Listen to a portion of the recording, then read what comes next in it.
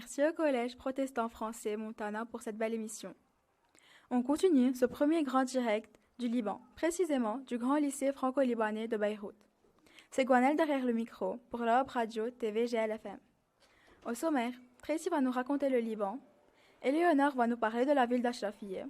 On va découvrir la Dabke avec Gaïa, la rubrique micro-trottoir avec Michel, Peter et son invité spécial, la rubrique cuisine que tout le monde attend avec Nolwenn. Ensuite, Tracy va nous présenter Faylouz, apprendre le libanais avec Laurent, et enfin, Raya va nous parler des éco-délégués au GLFL.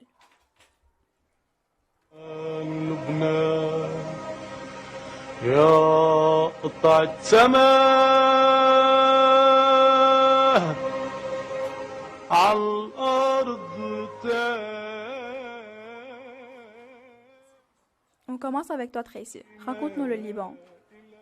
Eh bien, Gwanel, parler du Liban a toujours pour moi un goût différent. Un goût aromatisé par le plus beau des paysages, pimenté par les souvenirs d'enfance et les plats traditionnels de nos grands-mères. Le taboulé, le kebbé, le fatouche et plein d'autres qui sont devenus la fierté du Liban et de son excellence culinaire, allégée par la diaspora libanaise, portant le Liban dans son cœur. Le Liban, nommé de la sorte, en référence à la couleur blanche du yaourt, le Laban, faisant penser à ces montagnes enneigées tellement recherchées par les touristes. Le Liban est à la fois le point fort et le point faible de tous ses compatriotes. On partage tous la vie de l'icône libanaise, Gebran Khalil Gebran, qu'on aurait choisi notre pays, même s'il ne l'était pas. De sa modeste superficie, 10 452 km², il demeure l'intrigue de l'Est et de l'Orient, malgré les incidents politiques, économiques et sécuritaires qui ne cessent de le déstabiliser, retournant toujours plus fort comme l'oiseau phénix. Le Liban, une pièce du ciel, si bien chantée par le fameux Wadi As-Sofé, nous rendant encore plus fiers, nous autres Libanais arabes d'origine phénicienne. Cette année, le Liban fête ses 80 années d'indépendance. 80 ans qu'on essaye de lutter de toutes nos forces contre tout genre d'occupation. Les richesses de nos différentes religions et confessions ne peuvent qu'être une force rendant nos voix plus écoutées dans les cieux.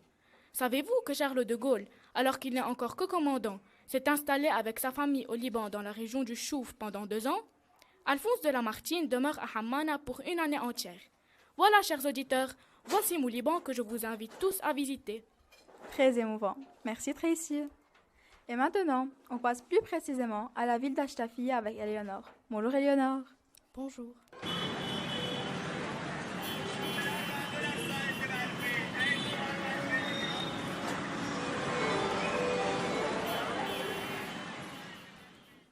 Notre école est présente dans la capitale de Beyrouth depuis 1909 et plus précisément à Achrafieh. Comme vous venez de l'entendre, la ville d'Achrafieh est une ville très active et bruyante, on peut dire. Achrafieh est une ville commerciale, résidentielle, artistique et culturelle importante aux multiples religions. Vous avez sûrement entendu la cloche d'une église et la mosquée, car celle-ci se situe à quelques mètres l'une de l'autre. Le klaxon a toute son importance à Achrafieh. On l'entend à chaque coin de rue. Nous rencontrons souvent des difficultés à circuler, notamment aux heures de pointe et par temps de pluie. Vous avez aussi entendu la sonnerie qui marque la fin de la journée pour les écoliers? C'est quoi ce bruit bizarre, difficile à identifier? Eh bien, le générateur qui démarre pour assurer l'électricité aux gens. Et oui, on a toujours le problème de l'électricité au Liban. Oh, il y avait aussi ce marchand qui criait en arabe. Il essayait d'attirer l'attention des passants pour vendre ses fruits et légumes. À Achrafieh, tout le monde se connaît. Tu entends souvent des « bonjour »,« kifak »,« ça va »,« marhaba »,« passe prendre un café ».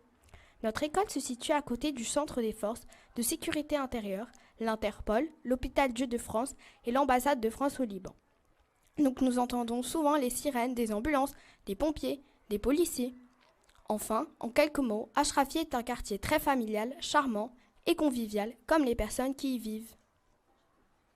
Merci, Éléonore, de nous avoir présenté cette belle ville. La Dabke, une fameuse danse libanaise que l'on danse à chaque occasion. Les mariages, les fêtes, chaque dimanche avec la famille. Avec Gaïa, on va savoir plus d'informations. À toi, Gaïa.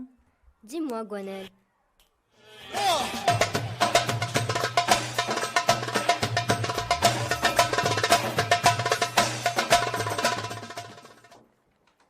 Dis-moi, Gwanel, tu sais danser la dabke? Tu sais, la dabke est connue sous le nom de la danse des chaînes. Son origine vient du Liban, Palestine et Syrie. En arabe, dabke signifie coup de pied. C'était une danse solidaire à l'origine, Selon la tradition folklorique libanaise, la dabke était pratiquée pour venir en aide aux jeunes mariés afin de construire leur nouvelle maison. Les habitants dansaient pour aplatir le sol et permettre de poser les fondations de la maison. Les danseurs, femmes et hommes, s'alignent en arc de cercle et se tenant par les bras et rythment par des coups de pied au sol. La dabke libanaise est très populaire. Les mouvements sont rapides et énergétiques, avec des sauts et des mouvements de pieds assez difficiles. Elle est dansée lors des fêtes et surtout des mariages. Elle est accompagnée d'instruments traditionnels comme le méjouïs, la flûte, et le tabl, le tambour. Super, merci Gaïa. Et oui, j'aime bien danser la dabke. Le harcèlement scolaire. Le harcèlement scolaire est présent dans chaque école autour du monde, où des élèves sont harcelés par leurs camarades. Michel a réalisé un micro-trottoir sur ce sujet. Écoutons-le.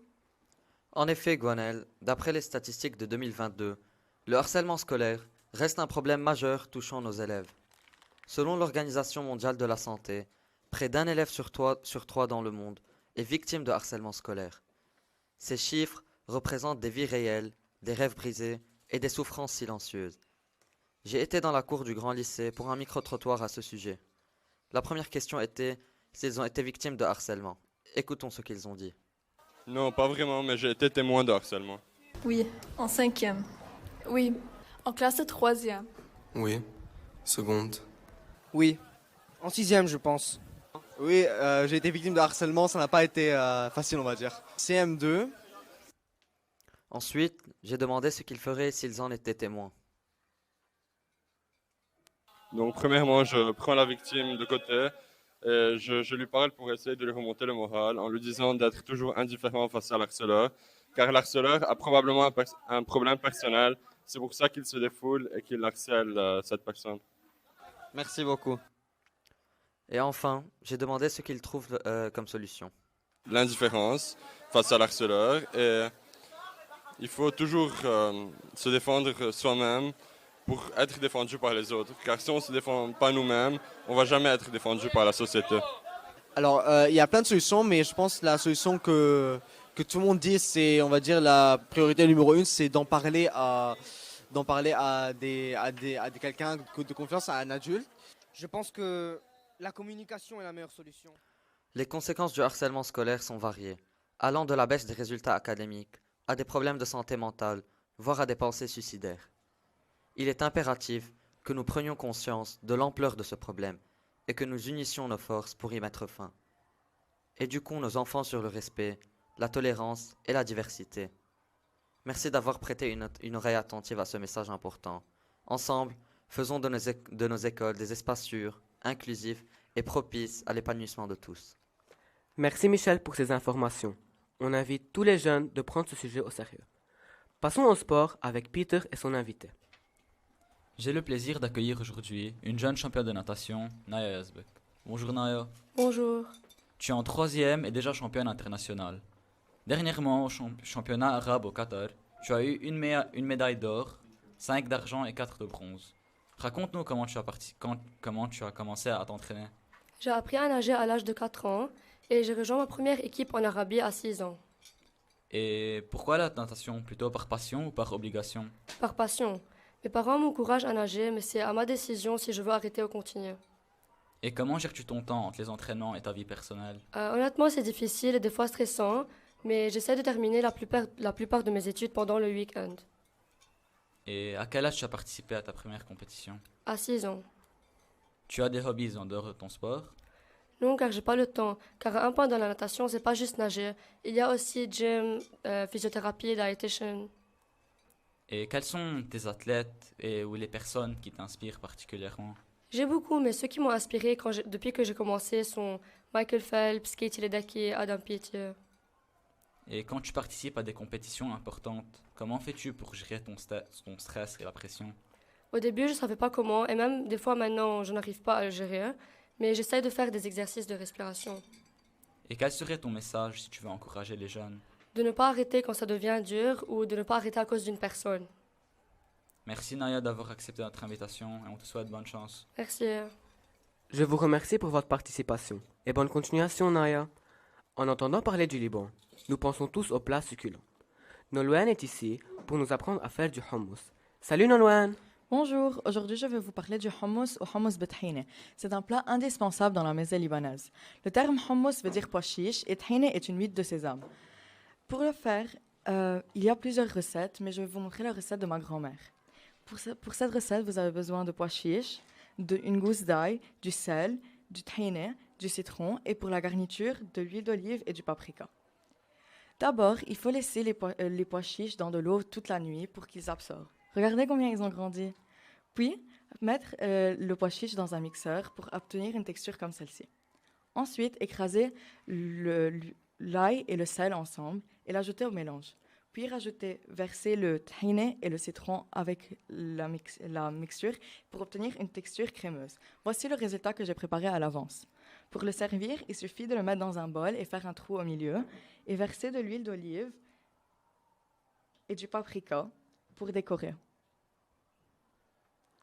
Pour déguster, il y a plusieurs façons, comme avec le pain arabe, les légumes ou les biscuits salés. Mais ma façon préférée est avec les frites. C'est un régal. Un grand merci à toi. J'essaierai cette recette une fois arrivé à la maison. Maintenant, Tracy va nous parler de la célèbre chanteuse libanaise Fayrouz. Qui ne connaît pas la célèbre chanteuse libanaise Fayrouz? Fayrouz est un nom issu de l'arabe qui signifie la couleur turquoise. Mais son vrai nom est Nouhat Haddad. Elle est née le 21 novembre 1934. De son plus jeune âge, elle est très passionnée par le chant et la comédie.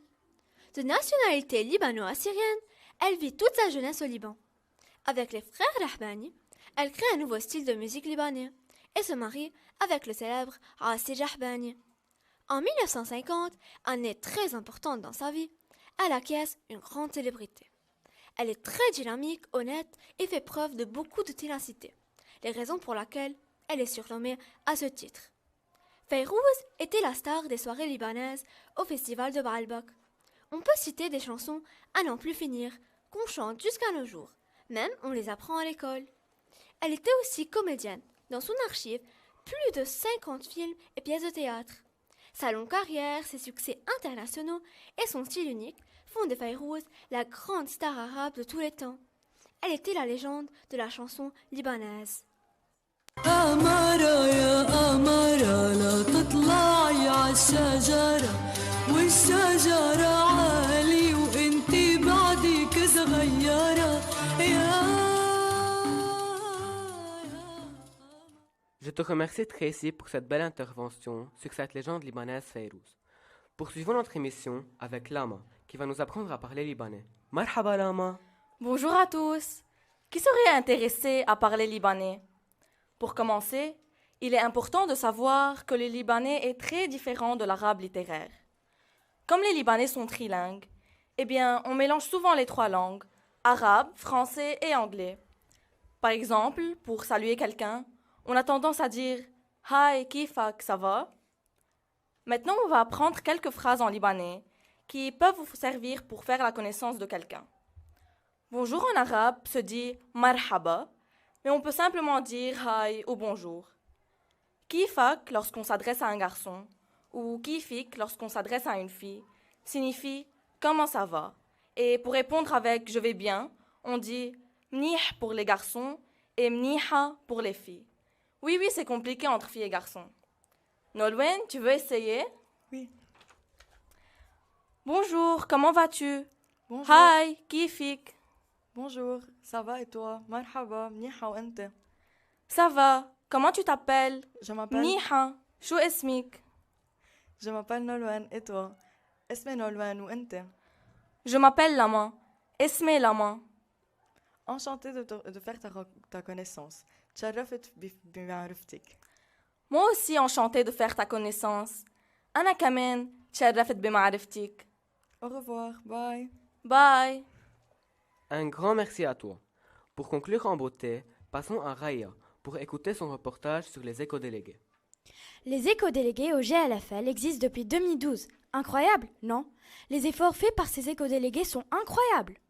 Donc si vous êtes un éco-délégué, déjà, bonne chance. Parce qu'un éco-délégué a un rôle important. Et croyez-moi, ce n'est pas si facile. Et c'est quoi ce rôle? Eh bien, Chris, Autre qu'il faut respecter l'environnement et aimer la nature, l'éco-délégué doit être le lien entre ses camarades et le comité écolabel. Il doit encourager ses camarades pour s'investir dans des projets auxquels tout le monde peut y participer. Faire des gestes et avoir une attitude écologique, comme la tri des déchets, la collecte des déchets, etc. Un geste facile et écologique, reproduit des milliers de fois, peut changer l'environnement. C'est génial, non? À l'école, l'enfant apprend les gestes écologiques qu'il va adopter à vie. Au GLFL, grâce aux éco-délégués, on trie les déchets en classe. Les CM2 ont ramassé les déchets sur une plage avec l'association SWIM. Ils ont fait des nichoirs pour les oiseaux, coloriés joliment et installés dans les arbres avec amour. Et plein d'autres activités.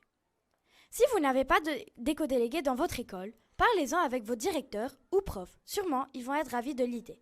La Terre, notre vie, les déchets, nos ennemis. Gardons en bonne santé notre planète bien aimée. Merci Raya. Moi aussi j'invite nos auditeurs à faire de petits gestes pour notre planète.